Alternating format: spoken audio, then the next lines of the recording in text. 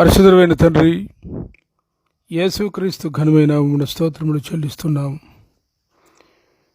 ప్రభునేసుక్రీస్తు ద్వారా, ప్రభునేసుక్రీస్తు మూలముగా, ప్రభునేసుక్రీస్తు నిమిత్తము సమస్తమును ప్రత్యేకముగా మీ స్వరూప ఆకారములు సృష్టించిన మమ్మల్ని సృష్టించున్నామని ఈ సత్యమును 2 కొరింథీ 4వ అధ్యాయం 5-6 వచనాల ప్రకారం, ఎఫెసీ 1వ అధ్యాయం 17 వచనం ప్రకారం ప్రభునేసుక్రీస్తు మరణ భూస్థాపన పునరుత్థానాలు కూర్చున్న స్వర్ధమానంలోని వెలుగు మా యొక్క హృదయంలో ప్రకాశింపచేయటం వలన, మా మనోనేత్రములు వెలిగించటం వలన మేము ఈ సత్యమును గ్రహించుకున్న వారమై, మా ప్రభునేసుక్రీస్తు నామమున మమ్మల్ని సూచించిన దేవుని కన్న తండ్రిని నమ్మిన నాటి నుండి దినదినము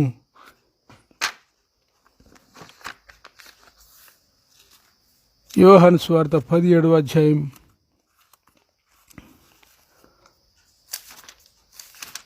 4వ వచనములున్న రీతిని, అద్వితీయ సత్యజీవుడు అయిన నిన్నును నువ్వు పంపిన యేసుక్రీస్తును ఎరుగుటయే నిత్యజీవమని మా ప్రభునేసుక్రీస్తు చేసిన ప్రార్థన యొక్క అనుభవంలోనికని, ఈ విధముగా మా ప్రభునేసుక్రీస్తును కూర్చిన అనుభవ జ్ఞానములోనికని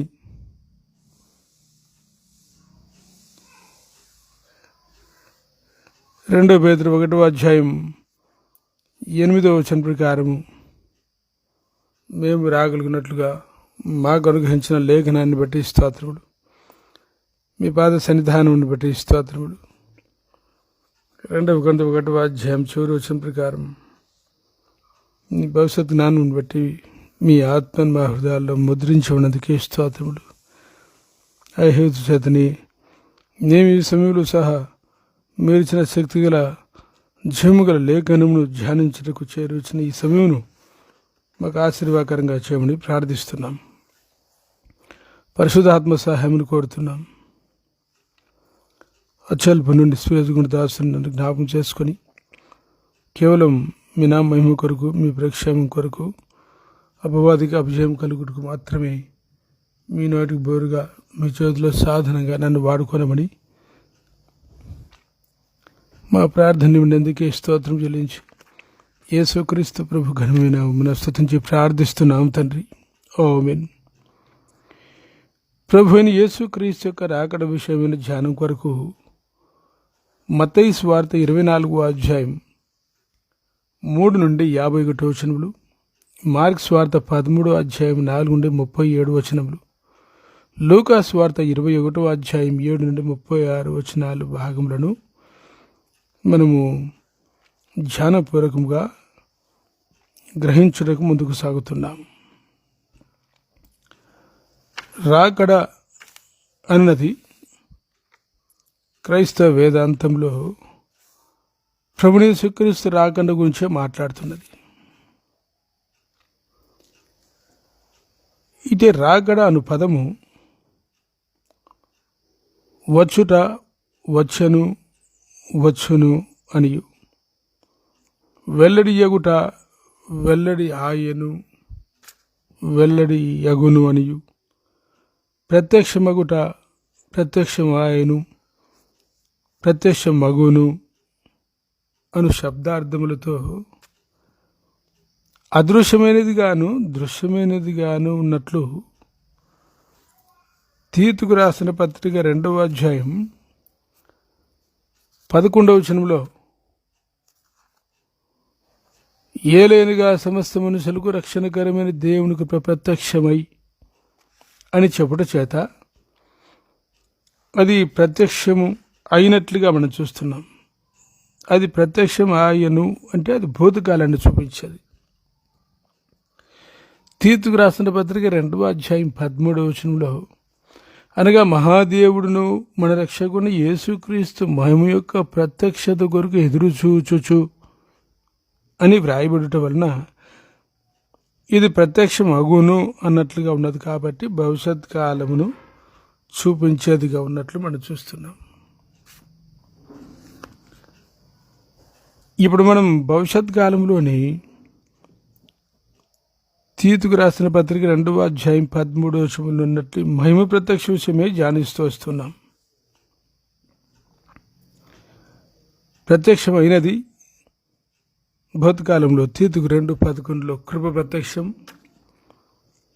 ఇక ప్రత్యక్షం కాబోతున్నది తీతుకు 2:13 మహిమ ప్రత్యక్షం. ఇప్పుడు మనం ధ్యానించేది తీతుకు 2:13 ఉన్న భవిష్యత్ కాలంలోని మహిమ ప్రత్యక్షత కొరకై ధ్యానిస్తున్నాం. ఈ మహిమ ప్రత్యక్షత ఒకటి అదృశ్యమైనదిగా మొదటి దశల పత్రిక 4వ అధ్యాయం 17వ వచనంలో ప్రభువు యేసుక్రీస్తు ఆకాశ మండలం మీదకి వచ్చినట్టుగా చూపిస్తున్నది. ఆ మీద సజీవులమై నిలిచింటూ మనం వారితో కూడా ఏకముగా ప్రభువును ఎదుర్కొన్నట్టుగా ఆకాశ మండలమునకు మేఘముల మీద కొనిపోబడుదుము. కాగా మనం సదాకాలము ప్రభువుతో కూడా ఉందుము. కనుక ఈ వాక్యంలో ఆకాశ మండలం మీదకి రాబోతున్నటువంటి మహిమాన్విత ప్రభువు ఏ విధంగా వస్తున్నాడు, ఎట్టి సూచనలు ఇచ్చాడు అంటే దేవుని వాక్యంలో దానికి సంబంధించినటువంటి సూచనలు మనకు మత్తయి, మార్కు, లూకా, యోహాను స్వార్థల్లో కానీ, పౌలు రాసినటువంటి 14 పత్రికల్లో కానీ బైబిల్లో మనకి ఎక్కడ కనిపించడం లేదు. అదృశ్యమైనదిగా ప్రభువు యేసుక్రీస్తు యొక్క ఆకాశ మండలం మీదకి రాకడ అనున్నది. అది రహస్యమైన పద్ధతిలో జరుగుతున్నట్లుగా జరగనే ఉన్నట్లుగా లేఖనాన్ని ఆధారంగా చేసుకుని తర్వాత మనం ధ్యానించవలసి ఉన్నది. ఇక రెండవది దేవుని వాక్య ప్రకారం దృశ్యమైనదిగా ఉన్నది. అది మత్తయి సువార్త 24వ అధ్యాయం 30వ వచనంలో అప్పుడు మనుష్య కుమారునికి సూచన ఆకాశమందు కనబడును. అప్పుడు మనుష్య కుమారుడు ప్రభావముతోనూ మహామహిమతోనూ ఆకాశ మేఘారుడే వచ్చుట చూచి, అనగా ఈ కంటితో చూచి, భూమి మీద ఉన్న సకల గోత్రముల వారు రొమ్ము కొట్టుకొందురు అని వ్రాయబడిన చేత ఇదే విషయం మార్కు, లూకా వార్తలు కూడా ఉన్నది. అయితే ఇప్పుడు ప్రకటన గ్రంథం 1వ అధ్యాయం 7వ వచనం ప్రకారము, ఇదిగో ఆయన మేఘారుడే వచ్చుచున్నాడు, ప్రతినేత్రం ఆయన చూచును, ఆయన పొడిచిన వారిను చూచెదురు, భూజల్లుందరు ఆయన చూచి రొమ్ము కొట్టుకొందురు అన్న ఈ వాక్యాల ప్రకారం యేసుక్రీస్తు ప్రభు ఈ భూమి మీదకి ప్రత్యక్షంగా మహిమతో రాబోయేటువంటి ఈ ప్రత్యక్షతను ఇజ్రాయెల్ 12 గోత్రాల వారు, ప్రపంచంలో మనుషులందరూ కూడా చూడబోతున్నారు. ఇప్పుడు మనం ధ్యానించుకునేటువంటి భవిష్యత్ కాలంలోని యేసుక్రీస్తు మహిమ ప్రత్యక్షతకు సంబంధించిందే దానియేలు గ్రంథం 9వ అధ్యాయం 24వ వచనంలోని 70 వారాలను గూర్చినటువంటి సత్యం. దానియేలు గ్రంథం 9వ అధ్యాయం 24వ వచనంలో గాబ్రియల్ దూత ద్వారా ప్రభు అయినటువంటి దేవుడు యెహోవా సెలవిచ్చిన మాట ఏమిటి? తిరుగుబాటును మాన్పుటకును, పాపమును నివారణ చేయుటకును, దోష నిమిత్తము ప్రాయశ్చిత్తము చేయుటకును, యుగాంతం వరకు ఉన్నట్టు నీతిని బయలుపరచుటకును, దర్శనమును ప్రవచనమును ముద్రించుటకును, అతి పరిశుద్ధ స్థలమును అభిషేకించుటకును, నీ జనమునకును పరిశుద్ధ పట్టణమునకును 70 వారములు విధించబడను. దానియేలు ప్రజలు, యూదులు, ఇజ్రాయేలీయులు, పరిశుద్ధ పట్టణము యెరూషలేము, ఈ రెండింటికి సంబంధించిందే ఈ 70 వారాలు అనేది మనం దానియేలు 9వ అధ్యాయం 24వ వచనం ద్వారా స్పష్టంగా గ్రహించుకుంటున్నాం. సరే, 70 వారాలు అనేది, వారం అనేది 7 కాబట్టి 77లు. దానికి మునిపే మనం 77 అంటే 70 × 7 సంవత్సరాలు అనే దానికి వ్యాఖ్యానించుకొని ధ్యానించుకున్నాం. అందువలన ఇప్పుడు 70 × 7 అన్నది 490 సంవత్సరాలు చూపించేది ఉన్నట్లు అది లేఖనాన్ని అనుసరించి చరిత్రను ఆధారం చేసుకొని మనం గ్రహించవచ్చు. ఏ విధంగానంటే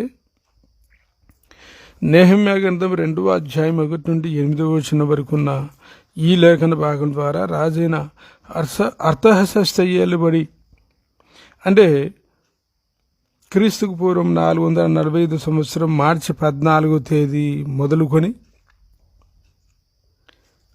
అంటే యెరూషలేమును మరలా కట్టించవచ్చునని ఆజ్ఞ బయలుదేరింది మొదలుకొని క్రీస్తు శకం 30వ సంవత్సరం ఏప్రిల్ 2వ తారీఖు నాడు వరగా ప్రభుని యేసుక్రీస్తు యెరూషలేమునకు జయప్రదమైనటువంటి ప్రవేశమును మత్తయి సువార్త 21వ అధ్యాయం 1 నుండి 16వ వచనం వరకు కలుగున్నంత వరకు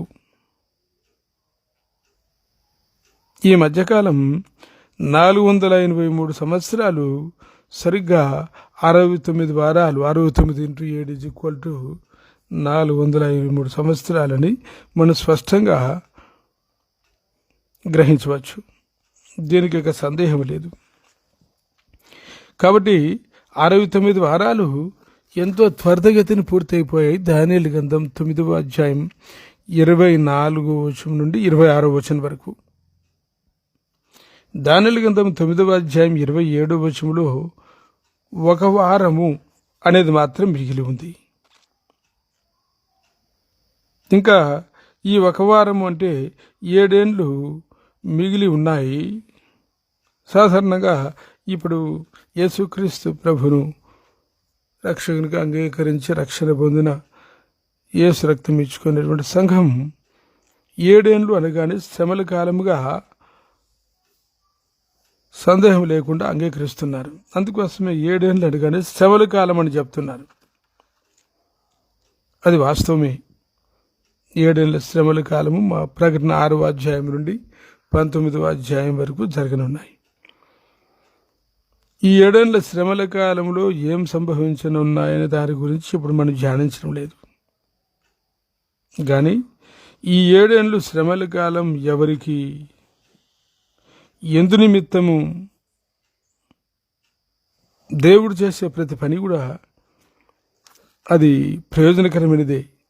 ఒక విధంగా దేవుడు సమస్తమును సమకూర్చి మేలుకే జరిగిస్తున్నాడన్న వాక్యం మనకు దానియేలు గ్రంథం 9వ అధ్యాయం, రోమా పత్రిక 8వ అధ్యాయం 28వ వచనంలో చూడగలుగుతున్నాం. దేవుడు సమస్తమును సమకూర్చి మేలుకే జరిగిస్తున్నాడు అనేది ఎవరికంటే లోకంలో మనుషులకి అందరికీ. ప్రత్యేకంగా దానియేలు గ్రంథం 9వ అధ్యాయం 24వ వచనంలోని 70 వారాలు దేవుని ప్రజలైన ఇజ్రాయేలుకే పరిశుద్ధ పట్టణం గురించే కనుక ఈ 7 ఏళ్లు కూడా వారి నిమిత్తమే. ఎందుకు 7 ఏళ్లు శ్రమల కాలం దేవుడు ఏర్పాటు చేశాడు? దీని గురించిన లేఖనాలు దానికి ముందు మనకు ఎన్నో చెప్తున్నాయి. 70 సంవత్సరాలు ఎందుకు వారి స్వదేశాన్ని విడిచిపెట్టి ఇతర దేశాలకు ప్రపంచవ్యాప్తంగా చెదిరిపోవలసి వచ్చింది, బబులోను దేశానికి చెరిగిపోవలసి వచ్చింది అనే దాని గురించి కూడా మనం మునుపటి ధ్యానంలో దేవుడు అట్లా ఊహించి కాకుండా వాడు ఇజ్రాయెల్ దేశంలో ఇప్పుడున్న దేశంలో ప్రవేశించేందుకు మొదలుకొని యెహోషువ నాయకత్వంలో తిరిగి వారు ఆ దేశంలో విడిచిపెట్టే వరకు వారు దేశానికి ఇవ్వవలసినటువంటి విశ్రాంతిని ఇవ్వలేదు. కాబట్టి వారు నివసించిన కాలం చొప్పున 70 సంవత్సరాలు ప్రభు వారికి నిర్ణయించి ఆ 70 సంవత్సరాలు వారు బబులోను దేశంలో చెరలో ఉన్నప్పటికీ తద్వారా వారికి ఎంత మేలు జరిగించాడో దానియేలు గ్రంథం 9వ అధ్యాయం ద్వారా మనకు అర్థమవుతున్నది. కాబట్టి దేవుడు సమస్తాన్ని సమకూర్చి తాను సృష్టించిన తన స్వరూపంలో ఆకారం మనుషులకు మేలుకే గాని కీడు చేయడు, కీడుకు దేవుడు కాదు అని మనం గ్రహించుకోవలసి ఉన్నది. కాబట్టి ఈ 7 ఏళ్లు కూడా ఎవరికి నిర్ణయించాడు, ఎందుకు నిర్ణయించాడు అంటే తన ప్రజలైన ఇజ్రాయేలుకే, యూదులకే. ఎందుకు నిర్ణయించాడు అంటే ఆ 7 ఏళ్లు శ్రమల కాలం ద్వారా వారు పొందవలసినటువంటి ఆత్మీయ మేలు వారిని ఆ శ్రమల ద్వారా ఏ విధంగా నశించిపోయేటువంటి సువర్ణం అగ్ని పరీక్ష ద్వారా తనలో ఉన్నటువంటి ఆ వెలుగును బయటికి తీసుకొస్తుందో మొదటి పేతురు 1:7 ప్రకారము నశించిపోవు సువర్ణ అగ్ని పరీక్ష వలన శుద్ధపరచబడుచున్నది కదా, దానికంటే అమూల్యమైన మీ విశ్వాసం ఈ శోధనల చేత పరీక్షకు నిలిచినదై యేసుక్రీస్తు ప్రత్యక్షమైనప్పుడు మీకు మెప్పును మహిమయు ఘనతకు కారణమగును అని క్రీస్తు రక్తం ఇచ్చుకున్న సంఘానికి పేతురు చెప్పిన విధమున 7 ఏళ్ల శ్రమలు అనే ఈ అగ్ని పరీక్ష ద్వారా దేవుడు తన ప్రజలను ప్రకటన 7వ అధ్యాయంలో 1వ వచనం నుండి 9వ వచనం వరకు 14వ అధ్యాయం 1 నుండి 10 వరకు లేఖన భాగాల వెలుగులో దాదాపు 144,000 మంది యూదులు ముద్రించబడి వారి ద్వారా మరి అనేకులు యూదులు కానీ అన్యులు లెక్కించలేని గొప్ప సైన్య సమూహము రక్షణ పొంది వీరు మొదటి దశ పత్రిక 4వ అధ్యాయం 17వ వచనంలో ప్రభువు యేసుక్రీస్తును ఆకాశమండంలో కలుసుకున్న క్రీస్తు రక్తం ఇచ్చుకున్నటువంటి సంఘము కలిసి 1000 ఏళ్ళు పరిపాలన చేయవలసి ఉంది. ఇది ఎఫెసీ పత్రిక 2వ అధ్యాయం 10వ వచనం, ఎఫెసీ పత్రిక 1వ అధ్యాయం 10వ వచనంలో ఉన్న లేఖన భాగాలను అనుసరించే జరుగుతున్నది. కాబట్టి ఈ 7 ఏళ్ళు అనేది దేవుడు ఎందుకు ఎవరికి నిర్ణయించాడు అంటే దేవుని ప్రజలని యూదులకు, అంటే కృపా ప్రత్యక్షతను అంగీకరించని వారికి, ఇప్పట్లో కృపా ప్రత్యక్ష ద్వారా రక్షణ పొందని మనుషులకు అందరికీ కూడా నిర్ణయించబడింది మేలు కోసమే. మరి ఇది యూదులకే అని అనుకోనకున్నట్లు ఇదివరకే లోకములోని మనుషులకు అందరికి కూడా అని మనం గ్రహిస్తున్నాం. కాబట్టి ఇది కూడా సత్యమే. ఎందుకంటే మత్తయి సువార్త 24వ అధ్యాయం 22వ వచనంలో మొదటి భాగం కాక రెండో భాగంలో ప్రభువు యేసుక్రీస్తు ఏమంటున్నాడు? మత్తయి సువార్త 24వ అధ్యాయం 22వ వచనంలో రెండో భాగంలో ఏర్పరచబడి వారి నిమిత్తం ఆ దినములు తక్కువ చేయబడనన్నాడు. మొదటి భాగంలో ఆ దినములు తక్కువ చేయబడకపోయిన ఎడల ఏ శరీరీ తప్పించుకొనలేదు అంటే అర్థం అక్కడ ఇద్దరు ఉన్నారు. రెండో భాగంలోనేమో దేవుని ప్రజలు యూదులున్నారు, ఏర్పరచబడిన వారు. మొదటి భాగంలోనేమో ప్రపంచంలోని మనుషులందరూ ఉన్నారు. గనక ఈ 7 ఏళ్ల శ్రమల కాలం ఎవరికి అంటే మొదటి యూదులకు కృపా ప్రత్యక్షతను అంగీకరించగా యోహాను సువార్త 1:14లో కృపాసత్య సంపూర్ణుడిగా వారి మధ్య డేరా వేసుకొని నివసించినటువంటి యేసునామమున క్రీస్తుని వారు అంగీకరించకపోవడమే కాకుండా ఆయన సెలవు వేసి దాని తదుపరి క్రీస్తు 70 సంవత్సరంలో వారు అనుభవించిన శ్రమలు, నేను అనుభవించిన శ్రమలు నేటికి అంగీకరించకపోయినందున ఎట్టి పరిస్థితుల్లో దేవుడు ముందరిగిన తన ప్రజలను విసర్జించలేదు అని రోమా 11వ అధ్యాయం 1 నుండి చివరి వరకు వచ్చిన లేఖన భాగాలు పూర్తిగా నెరవేర్చబడ్డానికి వారిని 7 ఏళ్ల శ్రమలనే అగ్ని పరీక్ష ద్వారా రక్షణకు నడిపించి 1000 ఏళ్ల పరిపాలనలో ఉంచిన నిమిత్తమే ప్రభు ఆ విధంగా 69 వారాలు పూర్తయిన తర్వాత 7వ వారం 7 ఏళ్ళు ఆ విధంగానే మిగిలి ఉంచాడు. మనము ఇంతకుముందే ధ్యానించుకున్నట్లుగా అది ఆశీర్వాదమైన ఆదికాండం 12:3-22 ప్రకారం అది యూదుల ద్వారా లోకానికి అంతటికి. 2 అది శాపము లేక శ్రమలైన దానియేలు 9వ అధ్యాయం 24, దానియేలు మత్తయి సువార్త 24వ అధ్యాయం 22, మత్తయి సువార్త 6వ అధ్యాయం 15-17 ప్రకారం యూదుల ద్వారా లోకానికి సంప్రాప్తం కావలసిందే. కాబట్టి ఇప్పుడు యూదులు లేక ఇజ్రాయెల్ లేకుండా చరిత్రే లేదు అని చెప్పుకోవాలి. చరిత్ర యావత్తు అది లోకంలో ఏం జరిగినప్పటికీ యూదులకు సంబంధించినదిగా ఉన్నది. కనుక మనం ఇప్పుడు లోకంలో విషయాలన్నీ అనేకంగా తెలుసుకోవటం, యూదులకు సంభవిస్తున్నటువంటి పరిస్థితుల గురించి అవగాహన లేకపోవడం, యూదులకు సంభవించే పరిస్థితులు తెలుసుకోవాలి అన్న ఆసక్తి కూడా లేకపోవడం చాలా విచారకరమైనది. లోకంలో జరిగే విషయాల గురించి తెలుసుకోవడానికి మనం ఎంత సమయాన్ని ఖర్చు చేస్తున్నామో దానికంటే ఎక్కువగా పశ్చిమ ఆసియాలో యూదులకు ప్రస్తుతం ఏమేం జరుగుతున్నాయి, ప్రభువైన యేసుక్రీస్తు క్రీస్తు 30వ సంవత్సరం నాడు యెరూషలేములో జయప్రదంగా ప్రవేశించి మరణించి సమాజం తిరిగి లేచిన తర్వాత నుండి ఏమేం జరుగుతున్నాయి అనేది మనం తెలుసుకోవడం చాలా ప్రాముఖ్యంగా ఉన్నది. అప్పుడే మనకు క్రీస్తు 30వ సంవత్సరం మొదలుకొని 7 ఏళ్ల శ్రమలు ఆరంభమయ్యే కాలం, ఈ మధ్యకాలంలో 2000 సంవత్సరంలో ఏం జరుగుతున్నాయనేది అర్థమవుతుంది. సరే, ఇప్పుడు మన ధ్యానము భవిష్యత్ కాలంలోని మహిమ ప్రత్యక్షత తీతుకు రాసిన పత్రిక 2వ అధ్యాయం 13 వచనాన్ని గురించి అయినందున ఇదిను యూదుల కొరకే వారితో కలిసి అన్యులుగా ఉండి ఇప్పుడు క్రీస్తు సంఘమైన వారు కూడా అనుభవించచ్చు లేక అనుభవించువారైనందునను ఈ మహిమ ప్రత్యక్షతను మొదట అదృశ్యమైనదిగా మొదటి దశల పత్రిక 4వ అధ్యాయం 17 వచనం, మత్తయి సువార్త 24వ అధ్యాయం 42-46 వచనాల ప్రకారం, ఆ తర్వాత దృశ్యమైనదిగా మత్తయి సువార్త 24వ అధ్యాయం 30, ప్రకటన 1వ అధ్యాయం 7వ వచనం ప్రకారం ఉన్నందున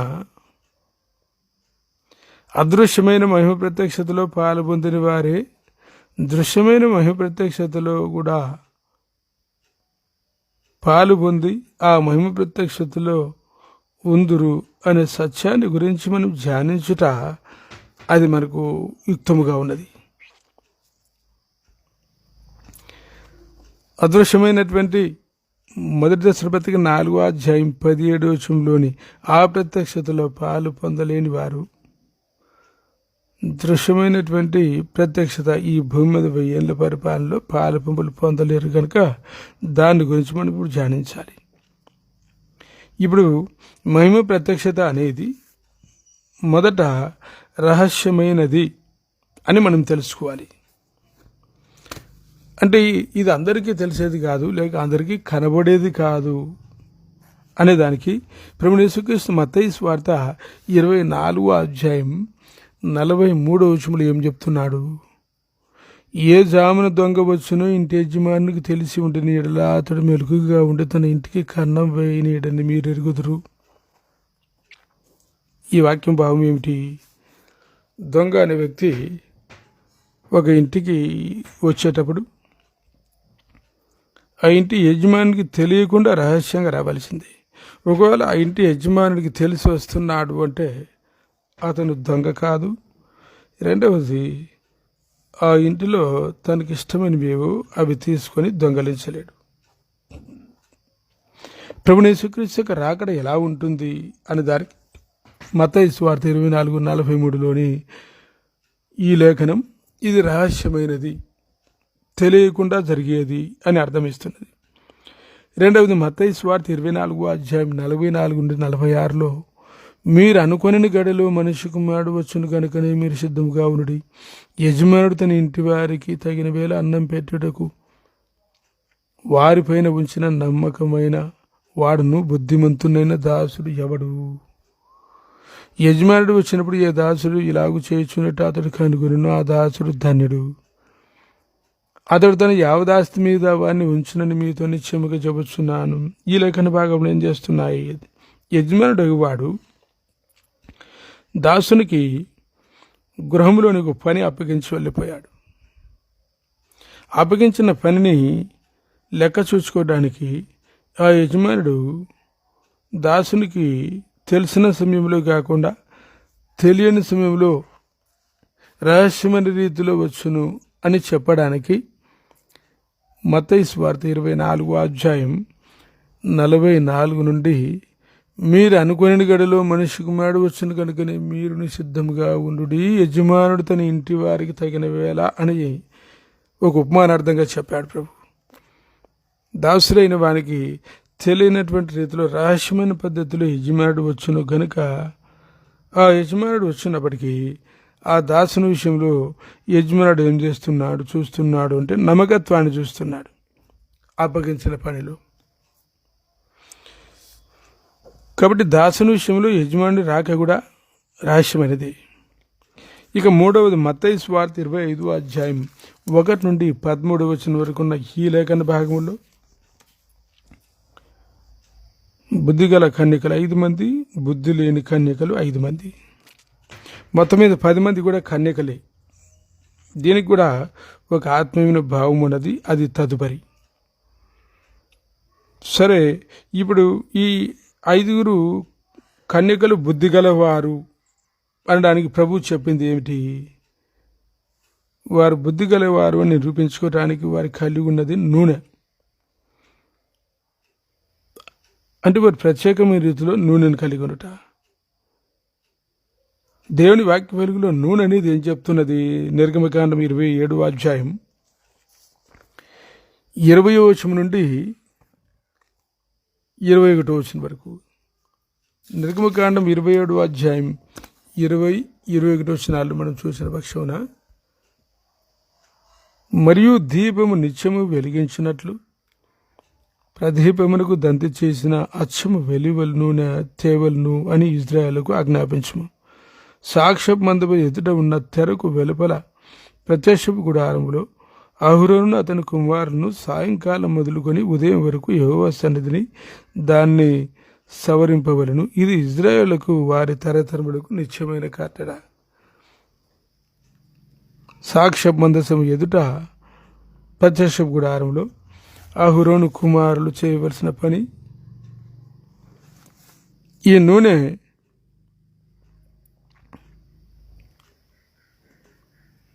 అక్కడ ద్వీపంలో ఉంచి ద్వీపం ఆరిపోకుండా అది ఎప్పుడు వెలుగుచూ ఉండే పని చేయడం. అంటే ఇది సాక్ష్య గుడారంలో అహరోను కుమారులు చేసే సేవను చూపిస్తున్నది, అదొక సాక్ష్యాన్ని చూపిస్తున్నది. అందువలన ఈ నూనె అన్నది దేవుని వాక్య ప్రకారం కొత్త నిబంధనలో దేవుని ఆత్మను చూపిస్తున్నది. ఏ విధంగా అంటే, మనం దేవుని వాక్యంలో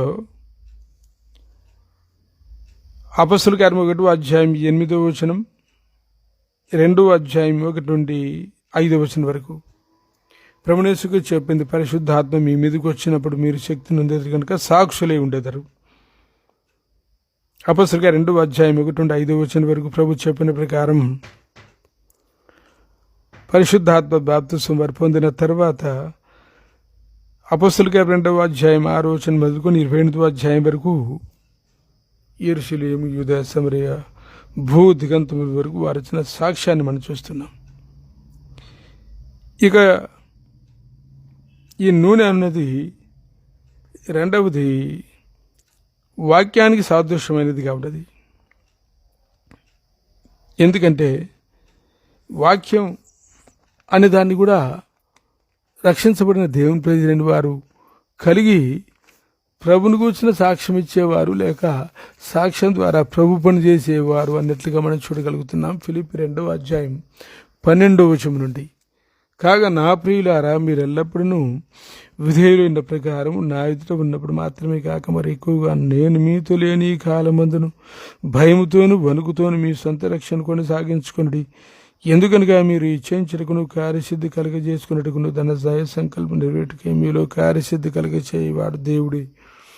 మీరు మూర్ఖమైన వక్రజనం మధ్య నిరపరాధులను నిష్కలంకులను అనిందులైన దేవుని కుమారులగునట్లు సనుగులను సంశయములను మాని సమస్త కార్యములను చేయుడి. అట్టి జనం మధ్యను మీరు జీవాక్యమును చేత పట్టుకొని లోకముందు జ్యోతుల వలె కనబడుచున్నారు. అందువల్ల నేను వ్యర్థముగా పరుగెత్తలేదని, నేడు మన కష్టం నిష్ప్రయోజనం కాలేదని క్రీస్తు దినమున నాకు అతిశయ కారణం కలుగును. కాబట్టి దేవుని వాక్యం ఉన్నది చీకట్లో వెలిగించే దీపమైనట్లున్నది. ఇది 2 పేతురు 1వ అధ్యాయం 19వ వచనంలో వ్రాయబడినది. మరియు ఇంతకంటే స్థిరమైన ప్రవచన వాక్యం అనుకున్నది. తెల్లవారి వేకు చుక్క మీ హృదయంలో ఉదయించే వరకు ఆ వాక్యము చీకటిగల చోటున వెలిగించు దీపమైనట్లున్నది. దాని యందు మీరు లక్ష్యం ఉంచినట్లా మీకు మేలు. గనక దేవుని యొక్క వాక్యం చీకట్లో వెలిగించున్నది. ఏ విధంగా ఆ నూనె దీపంలో పోసిన తర్వాత చీకట్లో వెలిగిస్తుందో, నూనె లాంటి ఆత్మను పొందిన వారు శక్తిని పొంది సాక్ష్యం ఏ విధంగా ఇస్తున్నారు, నూనె లాంటి ఈ వాక్యం ఇచ్చేటువంటి వెలుగు చీకట్లో వెలుగు గనుక దేవుని ప్రజలైన వారు ఈ ఫిలిప్పీ 2వ అధ్యాయం 12-16 ఉన్నట్లుగా, తర్వాత ప్రకటన 3వ అధ్యాయం 10వ వచనంలో ఉన్నట్లుగా, నీవు నా ఓర్పు విషయమైన వాక్యమును గనికొంటివి గనుక భూనివాసులను శోధించుటకు లోకమంతటి మీదకి రాబోతున్న శోధన కాలంలో నిన్ను కాపాడదు. కాబట్టి దేవుని వాక్యమును మనము గట్టిగా కలిగినుట, గైకొనుట, దాన్ని లోకములో ప్రచురించుట, ప్రకటించుట అనేది చీకటి గల ఈ లోకములో వెలుగును ప్రకాశింపచేయడమే. ఈ విధంగా నూనె అన్నది 1 పరిశుద్ధాత్మకును, 2 దేవుని వాక్యమునకును సాదృశ్యమై ప్రత్యక్ష గుడారంలో నూనె పోయడం అనే సేవ పరిచర్య అహరోను కుమారులు జరిగించచ్చు తరతరముల వరకు ప్రభువు యేసుక్రీస్తు వచ్చే వరకు ఉన్న రీతిని, ప్రభువు యేసుక్రీస్తు వచ్చిన తర్వాత ఆ నూనెకు సాదృశ్యమైన బాప్తిసం ద్వారా పరిశుద్ధాత్మను, దేవుని వాక్యమును కలిగి మనం ఆ విధమైనటువంటి సేవ ద్వారా మేల్కొని రహస్యంగా ప్రభు వచ్చే ఆ మహిమ ప్రత్యక్షతలో పాలు పంపులు పొందాలి అని మనకు తెలియపరుస్తున్నది. గనుక ఈ 5 బుద్ధి గలవారు ఏం కలిగి ఉన్నారు, అది మిగిలిన 5 బుద్ధి లేని వారు కలిగి ఉండని హేతు చేత వారు ప్రభువును కలుసుకోలేకపోయారు. నూనె కలిగిన 5 బుద్ధి గలవారు ప్రభువును అనగా పెళ్లి కుమారుని వారు కలుసుకున్నారు. కాబట్టి ఇప్పుడు బుద్ధి గలవారు, బుద్ధి లేనివారు అని ఈ 10 మంది కూడా కన్యకలే అని చెప్పబడుట మరొక విషయం. బైబిల్లో 2 కొరింథీ 11వ అధ్యాయం 3వ వచనంలో కన్యక అన్నది సంఘాన్ని చూపిస్తున్నట్లుగా మనం చూడగలం. 2 కొరింథీ 11వ అధ్యాయం 3వ వచనం లేక 2వ వచనం నుండి చూడాలి. దేవాసక్తితో మీ ఎడల ఆసక్తి కలిగి ఉన్నాను, ఎందుకనగా పవిత్రురాలైన కన్యకనుగా ఒక్కడే పురుషునికి అనగా క్రీస్తుకు సమర్పించవలనని మిమ్మల్ని ప్రదానము చేసి తిని. కాబట్టి ఇప్పుడు కన్యక ఎవరు అంటే క్రీస్తు రక్తం ఇచ్చుకున్న సంఘం. ఎవరికి ప్రదానము చేయబడి ఉన్నది అంటే ఒక్కడే పురుషుడైన క్రీస్తుకు. కాబట్టి వీరు ఆ వివాహం అయ్యే వరకు ప్రధానము చేయబడినటువంటి ఆ పురుషుడైనటువంటి క్రీస్తు నిమిత్తం పవిత్రంగా జీవించవలసిన వారే ఉన్నారు. కనుక ఇక్కడ కన్యక అనే పదం సంఘాన్ని చూపిస్తున్నది. దీని అర్థం ఏమిటి? సంఘంలో కన్యకలు లాంటి వారు సంఘంలో ప్రజలు ఉన్నారు. ఇందులో కూడా బుద్ధి గలవారు, బుద్ధి లేని వారు ఉన్నారు అని అర్థం. ఇక ఈ బుద్ధి గల వారికి, బుద్ధి లేని వారికి వ్యత్యాసం ఏమిటో అది మునిపే ధ్యానించుకున్నట్లు పరిశుద్ధాత్మ బాప్తిసం ద్వారా రక్షణ పొందిన వారు ఉన్నారు. పరిశుద్ధాత్మను కలిగి ప్రభుని గురించి సాక్ష్యం ఇచ్చి సేవ చేసేవారు ఉన్నారు. పరిశుద్ధాత్మ బాప్తిసం లేకుండా విశ్వసించిన వారు రక్షణ పొందినామనుకునేవారు ఉన్నారు.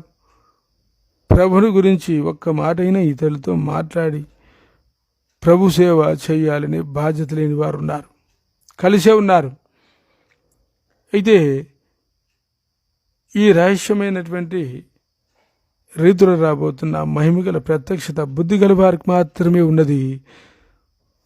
బుద్ధి లేని వారు ఆ తదుపరి తెలుసుకొని వారే విధంగా దుఃఖంతో కన్నీటితో అయ్యా అయ్యా మాకు కూడా తరుపుతి, మేము కూడా మీతో ఉంటామని ఆ పెళ్లి కుమారునికి చెప్పినప్పుడు ఇప్పుడు పెళ్లి కుమారుడు ఏమంటున్నాడు? మత్తయి సువార్త 25:11 నుండి. అంతటి తలుపు వేయబడిను. ఆ తర్వాత తక్కిన కన్యకలు వచ్చి, అయ్యా అయ్యా మాకు తలుపు తీయమని అడుగుగా అతడు, మిమ్మును ఎరుగను అని మీతో నిశ్చయముగా చెప్పుచున్నాను. కాబట్టి ఆ దినమైన ఆ గడి అయినా మీకు తెలియదు, అది రహస్యము కాబట్టి నూనె కలిగి ఉండండి అని అర్థం. కాబట్టి ఇక్కడ మిమ్మును ఎరుగను అనే మాట ఎంత భయంకరమైన స్థితిని చూపిస్తున్నదో ఇది మనం మత్తయి సువార్త 7:22 చూడాలి. ఆ దినమందు అనేకులు నన్ను చూచి, ప్రభువా ప్రభువా, మేము నీ నామున ప్రవచింపలేదా? నీ నామున దయ్యాలు వెలగొట్టలేదా? నీ నామున అనేకమైన అద్భుతములు చేయలేదా అని చెప్పేటప్పుడు, నేను మిమ్మును ఎన్నడను ఎరుగను. రెండవది, అక్రమం చేయవాలారా నా యుద్ధ నుండి తొలగిపోండి. ఈ లేఖన భాగాలను మనం లోతుగా ధ్యానించిన పక్షమున ప్రభువైన యేసుక్రీస్తు ఒక వ్యక్తిని ఎరుగుటకును ఎరుగకపోవడానికి గల కారణం ఏమిటో అక్కడ చెప్తున్నాడు.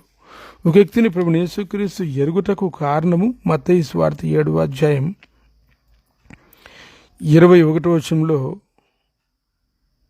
నా తండ్రి చిత్త ప్రకారము చేయువాన్నే నేను ఎరుగుదును అన్నట్లుగా ఉన్నది. ఆ తదుపరి వాక్యాలు, నా తండ్రి చిత్త ప్రకారము చెయ్యని వాడు ప్రవచించవచ్చు, దయ్యాలు వెళ్ళగొట్టవచ్చు, అద్భుతాలు చేయవచ్చు, ఇంకా ఏమైనా చేయవచ్చు, నేను అతన్ని ఎరుగను అన్నట్లున్నది. సరే, ఇప్పుడు ఈ ధ్యానం ఇంతటితో ముగించవలసి ఉన్నది. ఇప్పుడు కన్యక అనే పదం సంఘానికి చూపించేది. సంఘంలో బుద్ధి గలవారు, బుద్ధి లేనివారు ఇద్దరున్నట్లున్నది.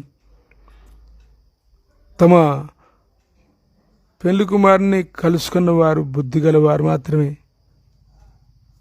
తమ పెళ్లి కుమారుడు రహస్యంగా వచ్చాడు, పోయాడు. ఆ తర్వాత చూసుకుంటే పెళ్లి కుమారుడు లేడు కాబట్టి ఆ పెళ్లి కుమారుని కొరకై బుద్ధి లేని వారు ఎంత గట్టిగా కేకలు వేసినప్పటికీ అప్పుడు ఆ పెళ్లి కుమారుడు అన్నాడు, మీరెవరో నాకు తెలియదు అన్నాడు. కారణం, వారు లేఖన భాగం ప్రకారమైనటువంటి రక్షణ పొందిన వారు. ఏది లేఖన భాగం ప్రకారమైన రక్షణ? అపొస్తలుల 2:36 మీరు సెలవు వేసిన యేసునే దేవుడు క్రీస్తుగా ప్రభుగా నియమించాను. ఈ విషయం ఇశ్రాయేలువంతమంతా రూరిగా తెలుసుకునే వాళ్ళు అని చెప్పాడు పేతురు. దానికి వారు ఏ విధంగా స్పందించారు? అపొస్తలుల 2:37 వారు ఈ మాట విని హృదయంలో నొచ్చుకొని, అనగా హృదయంలో పొడవబడి అని ఉన్నది. కాబట్టి ఇదంతా ప్రాముఖ్యమైంది. వారు సెలవు వేసిన యేసుని గురించి అప్పుడు గ్రహింపలేక సెలవు వేశారు. ఇప్పుడేమో పరిశుద్ధాత్మ ఉపదల ద్వారా యోహాను సువార్త 8:16 ప్రకారం ఆయన వచ్చినప్పుడు, అనగా సత్యస్వరూపిన ఆత్మ వచ్చినప్పుడు పాపముడి గురించి, నీతిని గురించి, తీర్పు గురించి లోకమును ఒప్పుకొని చేయనున్న విధమున పరిశుద్ధాత్మ దేవుని యొక్క ఒప్పుదలకు అపొస్తలుల 2:41 3,000 మంది అంగీకరించి, అందుకోసమే అపొస్తలుల 2:41 అతని వాక్యమును అంగీకరించిన వారు అని ఉన్నది. కాబట్టి పేతురు వాక్యమును అంగీకరించి అపొస్తలుల 2:37 వారు మారు మనసు పొంది, పాపక్షమాపణ నిమిత్తం బాప్తిసం పొంది, అపొస్తలుల 2:41 అదివరకే ఉన్నటువంటి అపొస్తలుల 1:15 120 మందితో కలుసుకొని మొత్తం 3,120 మంది అపొస్తలుల 2:42 నుండి 47 ప్రకారం అపొస్తల బోధ సహవాసముల టూచల ప్రార్థన చేయటం ఎడదగి ఉండడమే కాకుండా వారు సమిష్టిగా కూడుకొని కలిగింది తమది కాదన్నట్లు భావించి వారు వారి కళ్ళ కొలిది పంచుకొని సంతోషంతో, ఆనందంతో మొదలైన విషయాలండి. లేఖన ప్రకారం రక్షణ పొందడం అంటే అర్థం ఇది. ఎందుకంటే 2 Corinthians 7:10 ఉన్నట్లు దైవ చిత్తానుసారమైన దుఃఖము రక్షణార్థమైన మారుమనసును కలగచేయును. అనగా ఏది దేవుని చిత్తం? మొదటి దశ పత్రిక 4:13 ప్రకారం లోకంలో చనిపోయిన వారిని గురించి కాదు. ఒక వైద్యుడు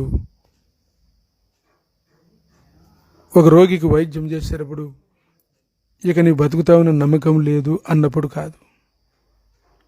ప్రభువైన యేసుక్రీస్తు నా పాపాల కోసమే శిలువలో లోకములో రక్తమాంసం నుండి ఏ శరీరం కూడా అనుభవించలేదే అని ఆ శిలువ ధ్యానాన్ని కూర్చున్నటువంటి దుఃఖము దైవ చిత్తానుసారమైన దుఃఖం. ఈ దుఃఖమే రక్షణ కొరకై మనసులో మార్పు కలిగిస్తుంది. ఈ దుఃఖం లేని వారికి రక్షణ కొరకై మార్పు హృదయంలో కలగడం అసాధ్యం. ఇలాంటి యేసు ప్రభు శిలువను కూర్చున్న ధ్యానంలో తమ యొక్క పాపాల గురించి దుఃఖముతో ప్రభు దగ్గర ఒప్పుకొని క్షమాపణ పొంది దానికోసమే బాప్తిసం తీసుకోకుని రక్షణ పొందని వారు బుద్ధి లేని కన్యకలుగా ఉన్నారు.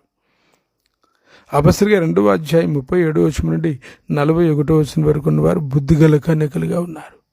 సంఘంలో ఈ 2 విధాల వారు ఉన్నారు. సరే, రహస్యమైన రీతిలో మొదటి దశల పత్రిక 4వ అధ్యాయం 17వ వచనం ప్రకారం ప్రభు ఆకాశం మీదకి వచ్చినప్పుడు మాత్రమే అది తెలిసిపోతుంది. అప్పుడు విడవబడమా ఎత్తబడమా? విడవబడక పూర్వమే లేఖనాన్ని అనుసరించి 1 బుద్ధిగల కన్యక వలె రక్షణ అనుభవంలో సాక్ష్యమైన తర్వాత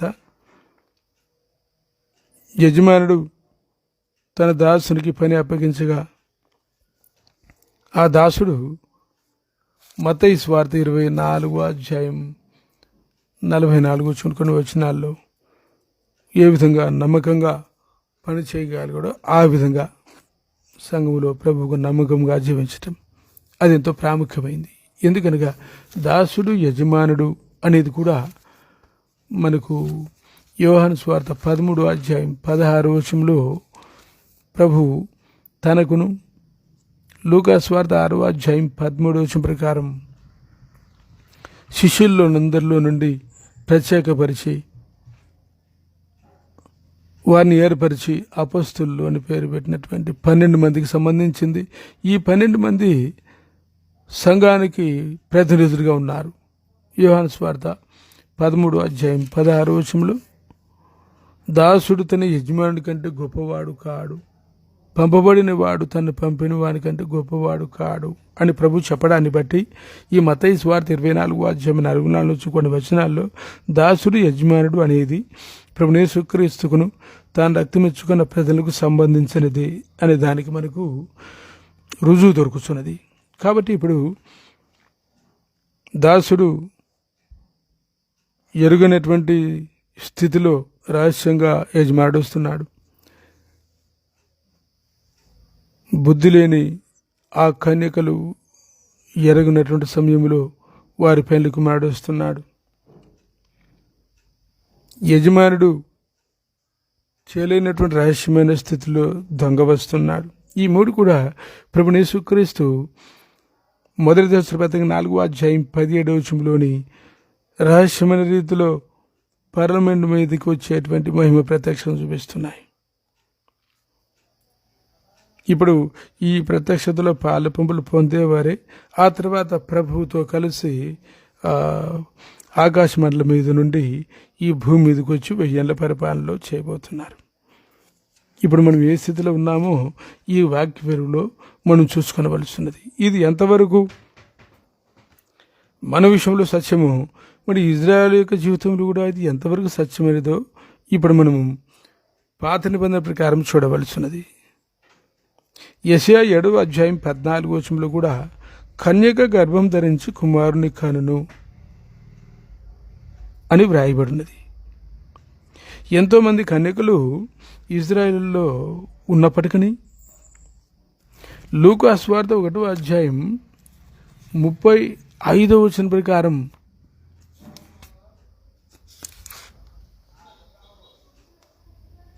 పరిశుద్ధాత్మ నీ మీదకి వచ్చును, సర్వోన్నతుని శక్తి నిన్ను కమ్ముకొనును గనుక పుట్టబోవు శిశువు పరిశుద్ధుడై దేవుని కుమారుడు అనబడును అనునియు. ఇది పరిశుద్ధాత్మ శక్తిని పొందుటకు, పరిశుద్ధాత్మను పొందుటకు తగిన పవిత్రమైన జీవితం కలిగి ఉండుట. లూకా సువార్త 1వ అధ్యాయం 46 నుండి 55 వచనం వరకు ఉన్న ఈ లేఖన భాగములు, తర్వాత మొదటి సమూయేలు 2వ అధ్యాయం 1 నుండి 8 వచనం, అనగా మొదటి సమూయేలు 2వ అధ్యాయం 1 వచనం 8 వచనం లేఖన భాగాలను ఎవరైతే గట్టిగా పట్టుకొని ఉన్నారో ఆ స్త్రీ పరిశుద్ధాత్మను పొందుటకు, అట్టి శక్తి చేత గర్భము ధరించుటకు ఎవరైతే యోగ్యులై ఉన్నారో అట్టి స్త్రీకి ఈ యెషయా 7వ అధ్యాయం 14 వచనం ప్రకారమైనటువంటి ప్రవచనాత్మకమైన క్రీస్తు యేసు నామమున గర్భంలోకి ప్రవేశించబోతున్నాడు. కాబట్టి అట్టి స్త్రీ ఎవరు అంటే మనకు తెలిసినంత వరకు కన్యకైన మరియయే. ఎందుకు అంటే ఆమె ఈ రెండింటిని కూడా చెప్తున్నది ఏమని, నేను పురుషుని ఎరుగని స్త్రీని, లూకాసు వార్త 1:34 ప్రకారం. అంటే పవిత్రంగా ఉన్నది, భయముతో ఉన్నది. ఇక గాబ్రియల్ దూత లేక దూత మరి అనే స్త్రీకి చెప్పినట్లుగా లూకాసు వార్త 1వ అధ్యాయం 35 వచనం ప్రకారం పరిశుద్ధాత్మను పొంది పరిశుద్ధాత్మ శక్తి ద్వారా గర్భం ధరించుటకు యోగ్యమైనది. కాబట్టి ఇప్పుడు పాత నిబంధనలో కూడా మనము మునుపు చూసిన ఈ మత్తయి సువార్త 25వ అధ్యాయం 13వ వచనంలోని కన్యక అనే ఈ స్త్రీ విషయమై సత్యమని గ్రహించవచ్చు. కనుక ఇప్పుడు ఈ యెషయా 7వ అధ్యాయం 14వ వచనంలోని మెస్సియా లేక క్రీస్తు ఎవరి గర్భంలోకి రాబోతున్నాడు అంటే ఎవరైతే పరిశుద్ధాత్మ శక్తిని కలిగిన వారు, ఏ స్త్రీ అయితే దేవుని వాక్యమును గట్టిగా పట్టుకొని ఉన్నారో ఆ స్త్రీకే తెలిసింది కానీ మిగిలిన కన్యకులకు కానీ ప్రజలకు ఎవరికీ తెలియలేదు. చూడండి, ఈ స్త్రీకి మాత్రమే యెషయా 7:14లోని ప్రవచనాత్మకమైన కార్యం జరగబోతున్నది అని ఒక రహస్యమైన రీతిలో ఈ ప్రత్యక్షత రావడం మనం చూడగలుగుతున్నాం. కనుక ఎటు చూసినప్పటికీ పాత కొత్త నిబంధనలో సారాంశం ఒకటే. గనుక ప్రభువు యేసుక్రీస్తు యొక్క ఈ రహస్యమైనటువంటి ఈ ప్రత్యక్షత యూదులకు ఎవరికి తెలియలేదు, ఆ ఒక్క స్త్రీకి మాత్రమే తెలుసున్నది. సంఘములో సహా ఎట్టివారికి రహస్యమైన ప్రత్యక్షత తెలుస్తుంది అంటే దేవుని వాక్యాన్ని గట్టిగా పట్టుకున్నవారు, పరిశుద్ధాత్మ బాప్తిస్మాన్ని పొంది, పరిశుద్ధాత్మతో రక్షణ పొంది, పరిశుద్ధాత్మ ద్వారా దేవుని వాక్య ప్రకారం ప్రభువు యేసుక్రీస్తు మరణ భూస్థాపన కూర్చొని సాక్ష్యం ఇచ్చేవారికి మాత్రమే. మిగిలిన వారికి ఎవరికి ఈ రాకను కూర్చున్న ప్రత్యక్షత అదృశ్యమైనదిగా గ్రహించుకోలేనటువంటి పరిస్థితి. కాబట్టి ఇప్పుడు ఈ 7 ఏళ్ల శ్రమల కాలం ఎవరికి అంటే ముందే మనం చెప్పుకున్నట్లుగా అది యూదులకును, తర్వాత బుద్ధి లేని కన్యకల వలె అపనమ్మకం దాసుడి వలె విడవబడిన వారికి, లోకంలో మనుషులకు అందరికీ అని మనకు స్పష్టంగా అర్థమవుతున్నది. ఇప్పుడు మనకు దానియేలు గ్రంథం 9వ అధ్యాయం 24వ వచనంలోని 70 వారాలను కూర్చున్నటువంటి ధ్యానం అంటే 490 సంవత్సరాలు. ఈ 490 సంవత్సరాలు లేక 70 వారాల్లో 69 వారాలు లేక 483 సంవత్సరాలు ముగిసి ఇంకా ఒక వారం అంటే 7 ఏండ్లు ఎందుకు మిగిలి ఉన్నాయో స్పష్టంగా మనకు అర్థం అవ్వాల్సి ఉంది, లేక అర్థమైనట్లే ఉన్నది. ఇక ఈ 69 వారాలుగా 483 సంవత్సరాలు క్రీస్తు పూర్వం 445 నుండి క్రీస్తు శకం 30 వరకు త్వరితగతిని పూర్తి కావడం, ఇంకా కొంతకాలం అంటే దాదాపు 2000 సంవత్సరాలు 7వ వారం అంటే 7 ఏళ్ల శ్రమల కాలం వరకు మిగిలి ఉండడం. ఇది ఎప్పుడు సంభవిస్తుందో ఎవరికీ తెలియపరచక మత్తయి సువార్త 24:36 ప్రకారం తండ్రికి మాత్రమే తెలిసి ఉన్నట్లుగా రహస్యంగా ఉంచుకోవటం. ఇదంతా ఎందుకు అంటే ద్వితీయోపదేశకాండం 29:29 దీనికి జవాబు చెప్తున్నది. ద్వితీయోపదేశకాండం 29:29 ఏం చెప్తున్నది?